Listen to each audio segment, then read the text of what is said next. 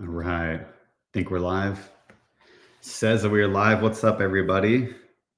I'm going to check all the things here, make sure that it is indeed streaming. Okay, looks like we are good on X. All right. Okay, X is good. Let's go check the YouTubes. I have a second screen today because I'm at home. I'm not at Bitcoin Park. So I'm able to see a little bit more information here. Looks like X is live. I'm not sure why zap.stream is not live.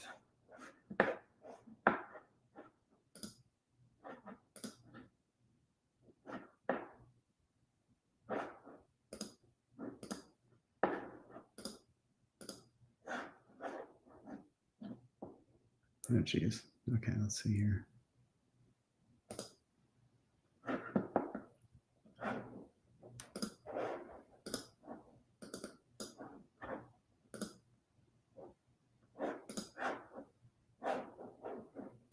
Oh, maybe I'm not going to get Zap.stream to work today. Maybe what we'll do is we'll do a Freedom Tech weekend on how to stream to Zap.stream, and then y'all can figure it out right along with me. Because I put all the data in there, but it's not working. So looks like, sorry, Zap.stream users, that's not going to happen. But let me get YouTube. That one should be streaming.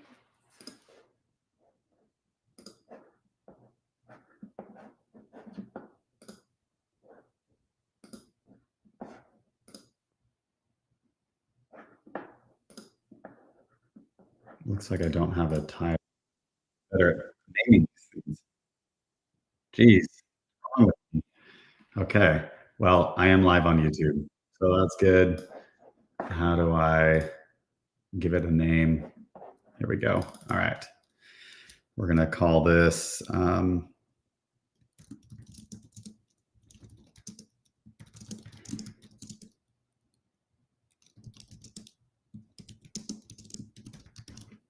Learn to control all your AI using MCP and Goose. Let's just go with that name for now. Save. Okay. This will all be done in future streams. I'm going to get a lot of this stuff figured out. Now I know why people have like that 5-minute countdown leading up to it, so they can get all this shit in order first. But cool. Now if I go to live, should be good. Sweet. Okay. Live. Let me listen to it real quick. Okay. Thanks everybody for being patient while I figured that out. We currently have one person watching on YouTube. Let's open up X as well.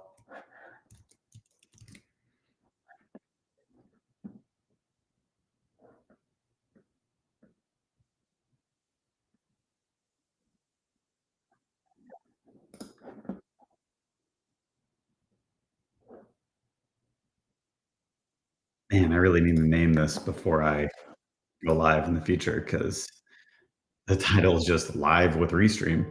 Great. What a rookie mistake. Okay, so now maybe I can tweet this out, post this. Okay, cool. So now I'll grab a name.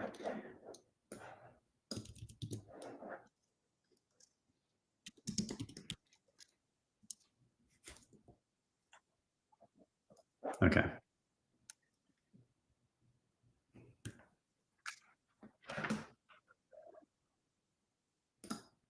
Sweet. I'm going to quickly let the Nostr folks know that, sorry, Zap.stream is not working, but they can watch it on YouTube.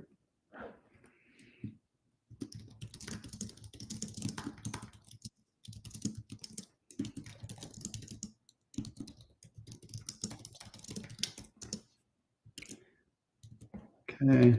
I will grab all right, post. Cool. All right. Well, that was 6 minutes of your life wasted.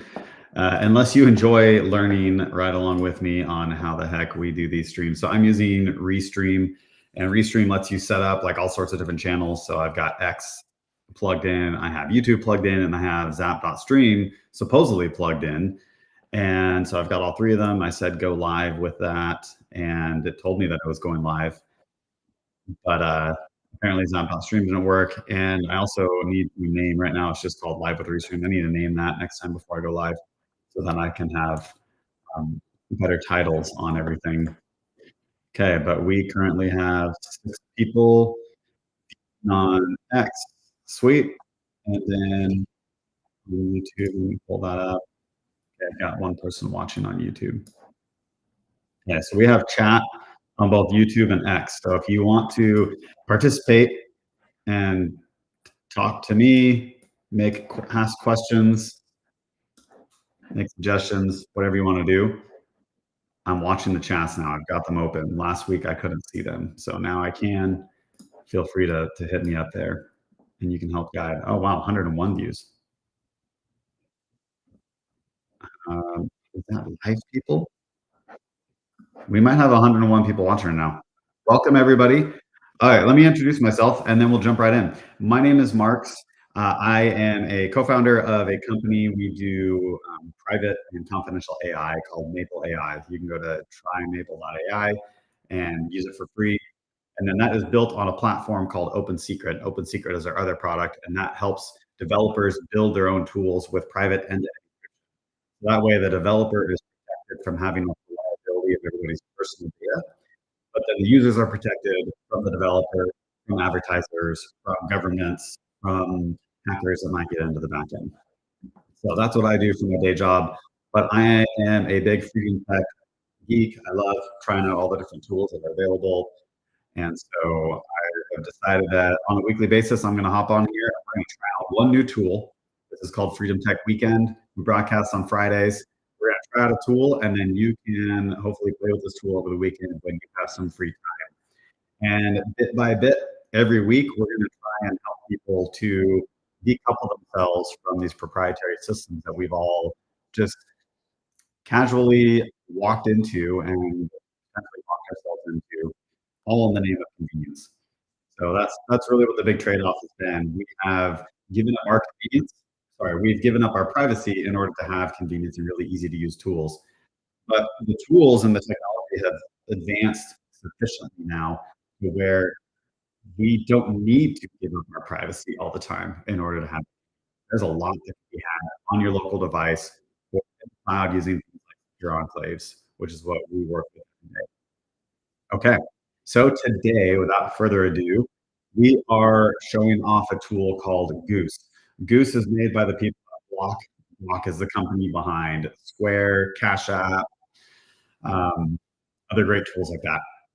So this is a tool that is focused on AI, but not just AI, but really bringing together lots of tools and allowing it to. I'm going to go ahead and share my screen, and we'll start talking about it and going through it here. So let's pop over into Restream. There it is. All right. And this is the scariest part, right? Where I'm going to show my entire screen because I need to use multiple tools, so I can't just share a window. So let's share this screen here. Boom. All right. Got my sweet little Freedom Tech Weekend background in there. That's a new addition for this week. You're going to watch, if you are here streaming with us live week to week, you are going to watch as my streaming game gets elevated, and you can help me build it up because right now it really sucks. Okay. I'm just checking to make sure everything's looking good here. What are we up to on YouTube? We're up to, I can't see anymore on YouTube. Oh, one. But we have 367 people on X, if that's accurate. Dope. Okay, let's go. So here we are. This is Goose. And as always, I've got Maple open here on the side, just in case you need to ask questions as we're going through this. Um, but we've got Goose here. This is the website. So Goose is an on-machine AI agent that automates engineering tasks. What the hell does that mean? So this is a tool that runs locally on your computer. You can download it as an app, or you can run it as a command line. Now, let's go to the page here. If you want to use the command line interface, it can run on all sorts of systems, Mac OS, Windows. If you want to have an easy to use point-and-click GUI, they only support Apple Mac OS Silicon, which is Apple Silicon, or on Intel. We're going to use the desktop version today because I am on a Mac, and so we'll be able to like have a visual thing as we walk through it. But have no fear, you can use the command line interface on all your systems. This means that you can run it in the server if you wanted to in your own personal cloud. I haven't looked yet to see if this is available on things like Start9, but that would be cool if Start9 and Umbrel were able to run Goose, and you could have a server always running coordinating things for you. So AI agents, if you're not familiar with those, AI agents are specific tools that know how to do things, and an AI can kind of talk to each of them. So most of the AI that people currently interact with, like Maple, is just more of a general AI chat where I can talk to it and it tries to talk back to me as a human, and we can have a conversation back and forth.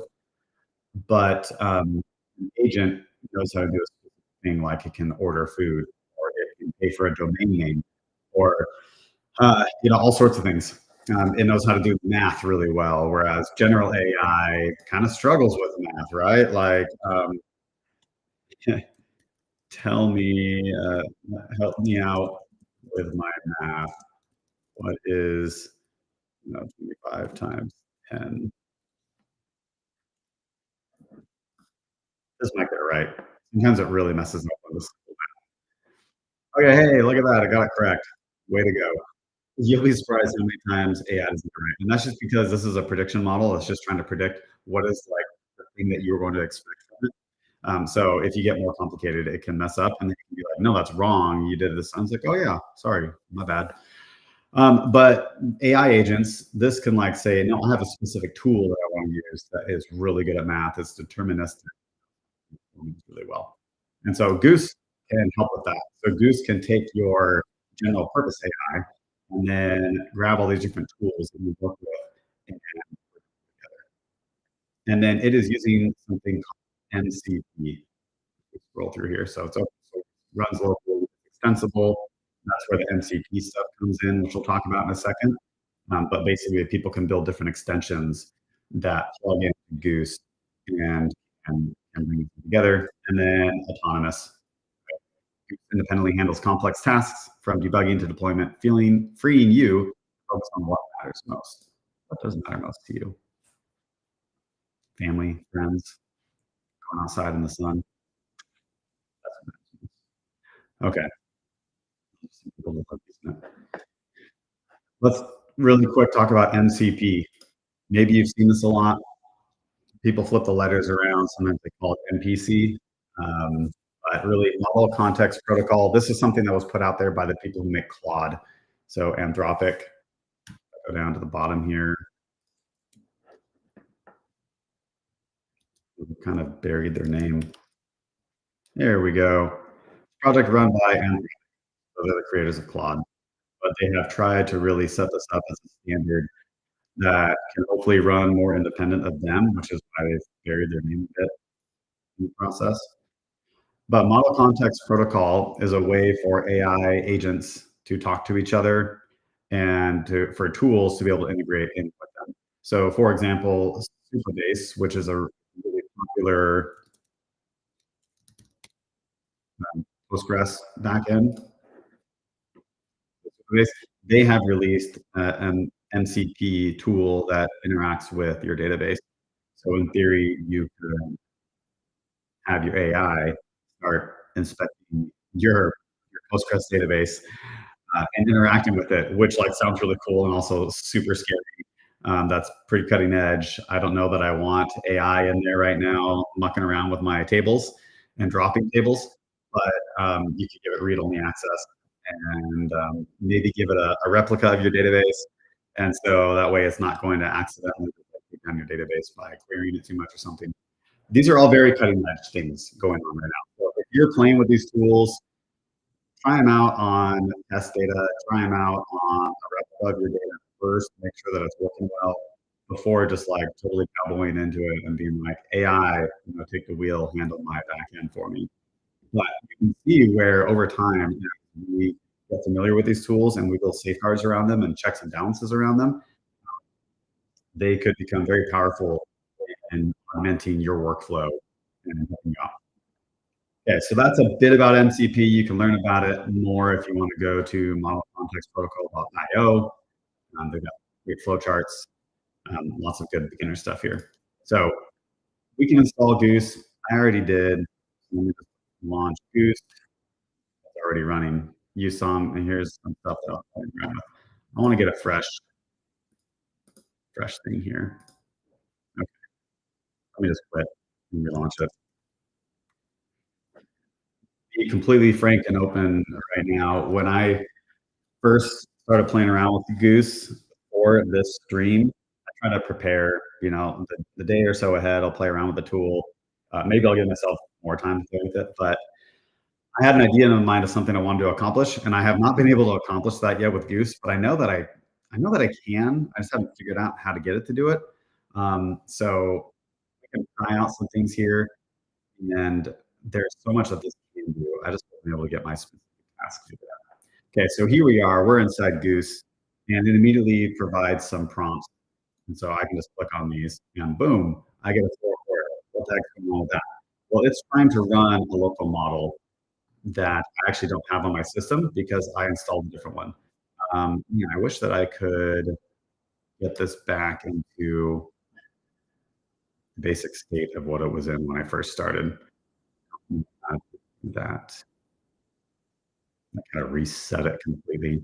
But what you do is when you first launch it, it asks like, hey, what models do you want to use? And it can work with ChatGPT. You can give it your ChatGPT API key. You can give it a Gemini API key. I didn't want to use any of those services. I just wanted to use something running locally on my computer. So it defaults to Qwen 2.5, which I don't have running on my computer, but I have Llama 3.2. And that is running through the app Ollama, which I had to install as well. You install Ollama, and then I was able to download Llama 3.2. So I'm going to put that on, and that's what I'm using now. So let's ask our question. What can you do? Now it's working on it. It's using Llama 3.2, and this is running locally. It's not going out to any servers. It's not sharing information. Okay, so it's saying new developer documentation. Okay. Well, that wasn't helpful. Thanks, Goose. Let's do a new window. Oh, shoot. Yeah, there we go. Okay. Okay, well, I currently have a working directory, right? So let's say list files in my working directory. Switch over to Llama, and let's ask that again.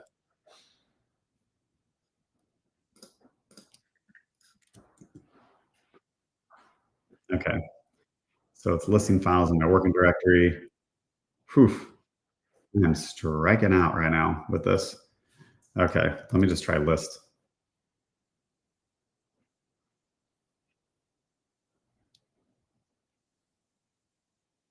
Man, it thinks that it's just hallucinating. Okay, like I told you, AI is early. My goodness. This is my current working directory. You can see it right here. I have a project that I've been working on with support emails. These are fictitious support emails. I went into Maple and I had Maple generate a whole bunch of fake support emails that I received. And I was going to have Goose read those emails and then have it categorize them and say, these emails are positive, these ones are negative, and what are the categories? What are things that people are struggling with the most? And then what I would love to do is if I could just have this running all the time, then as new support emails come in, they automatically get categorized and put into some spreadsheet, maybe eventually put into a database. But they help me to know and just keep a pulse on what's going on with our users. what they like, what they dislike, what problems they're having. That's what I was going to try and solve with Goose here, but it's giving me some difficulties. So let's do a new window. Here's something that I did get working that was pretty cool. So let's talk about extensions. Let's come in here back to the Chrome here. So Goose has different extensions that you can use. It starts with the developer stuff. These are built in. So it's supposed to be a developer tool for helping you to code, helping you do all sorts of things. As you can see, it's having difficulty listing the current working directory that it's in. So I don't know what's going on with that. But that's the first thing. Then you also have computer controller. This can be super powerful, and this is also built in, but it can, like it says, control your computer and go browse websites for you, scrape websites. This is something that Claude and others have introduced, but there are obviously concerns with just letting Claude have access to your computer and control it. Obviously. So this is nice because it's running locally. You could run like little snitch to make sure that it's not phoning home and doing various things. But this you could use to set up and automate the QA process. You could put it in the CI/CD pipeline and say, whenever a code change happens and a PR is submitted, then I want you to go through and use computer controller to run through these tests and try out my tool. It's got memory, so you can have it persist information, which is nice. Built-in IDE stuff with JetBrains, obviously Git. The Figma stuff is pretty cool. So now you can take Figma. Figma has MC support. So you can have your designers design up an interface in Figma, and then you can use MCP to throw that into Cursor or throw that into your AI tool that you're running locally, and it can actually build you a prototype or build maybe not even a prototype, maybe it's something you deploy, but it can write the code of what that make the interface for that mockup. PDF readers, this is massive because sometimes people have really long PDFs and they'll try and like copy and paste contents into Maple and it's super long. And that's fine. You're just using it to compute credits really quick. If you're okay using a less powered AI on your local computer, then you can take a PDF reader, bring it in, and have it work right here on your computer. And then VS Code integration. There are more extensions than this. There's a YouTube one, which I don't get why they're. Hey, Block. If anybody from Block is watching, like, there are so many more extensions out there than what is available on the website, and it's kind of difficult. Like, I don't remember how I found the YouTube one, but I found it, and it would be nice if it was on here, but it's not. And then they have lots of docs. So you can come in here. They have lots of tutorials and guides. Right? So here's how you can integrate it into your CI/CD pipeline. You can create a whole workflow. It's a very powerful tool. I'm barely scratching the surface mostly because I want to introduce you all to it. And again, the goal of Freedom Tech Weekend is not to be a step-by-step tutorial of how to use this tool.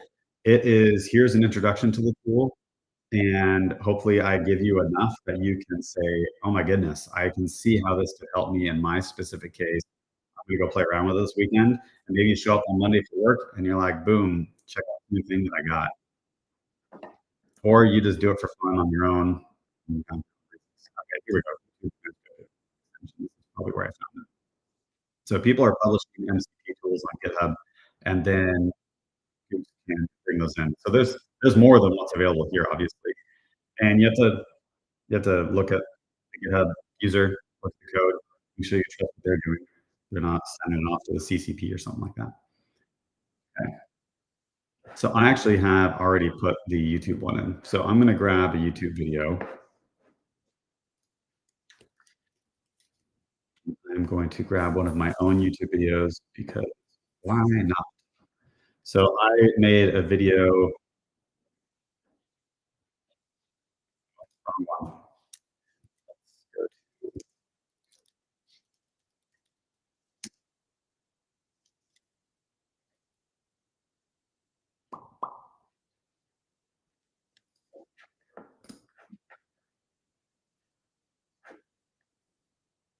And open. There it is. So many tabs. feel like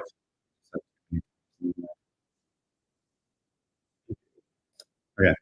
I made this video. I'm going to pull up right here.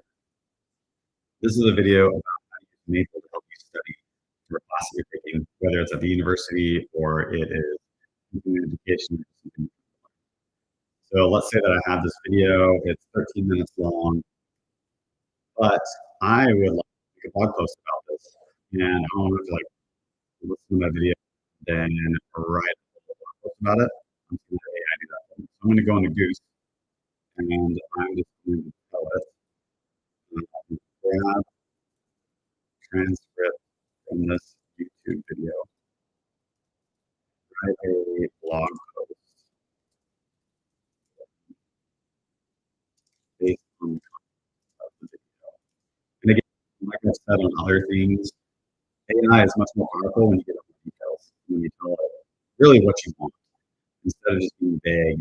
If you're vague, you're just going to get kind of this vague theme, and that's really what you're looking for. So be more specific. I want it to be 3 to 5 minute read time, and please give step-by-step instructions. Make it like a how to post. Yeah. I usually copy my prompt and just and I can switch back to comma. Here we go. Goose is working on it. It has notifications, which I'm not turned off right now because that's something do not disturb. But it'll pop up notifications. If you're doing the task that's going to take a long time, like taking many, many minutes, then it will often do that. And then let you know when it's done. Okay. So something is not enabled here. I had this with you before. YouTube transcript is turned on.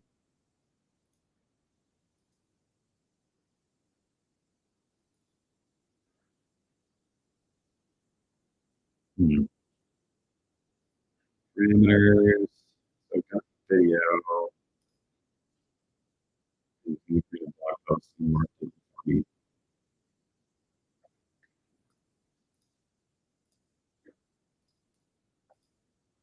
Did not make it. Not save it.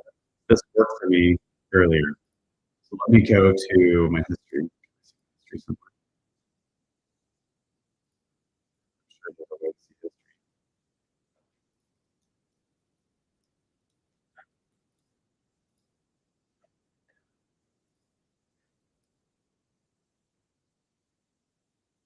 Here's the directories. Here we go. Session history. Okay, so that's what we just did. Storing conversation capabilities. Let's see. So you can see I was preparing something earlier.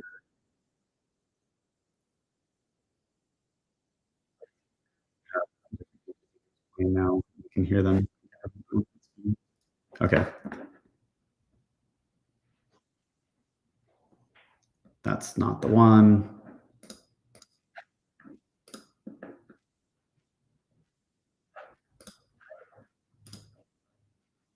Hey, all right. Okay, I found it. So this is what we're going to end on today because we're almost at time already. These streams are supposed to be 30 minutes long, but here you go. So I got it working at one point. This is a new tool. It's a powerful tool. It obviously needs special configurations apparently to get it to work well every time. But you're probably smarter than I am, and so maybe I've just helped you scratch the surface and you can get and do this.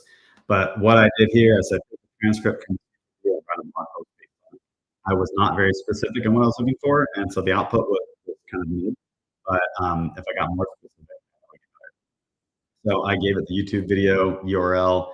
It used that tool, so it used a different, it used an MCP capable tool that knows how to go talk to YouTube, and it grabbed the transcript. So I didn't have to give it the URL for the transcript. I didn't have to copy and paste any text. I just said, oh, there's this cool video out here.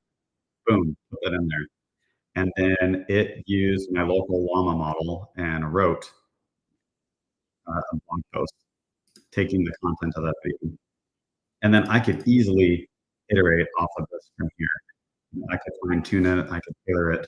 You could use this if you are, if there are other YouTube videos out there that are really long on specific educational topics or technical topic, and you want to digest that information, you can have this write up summaries for you.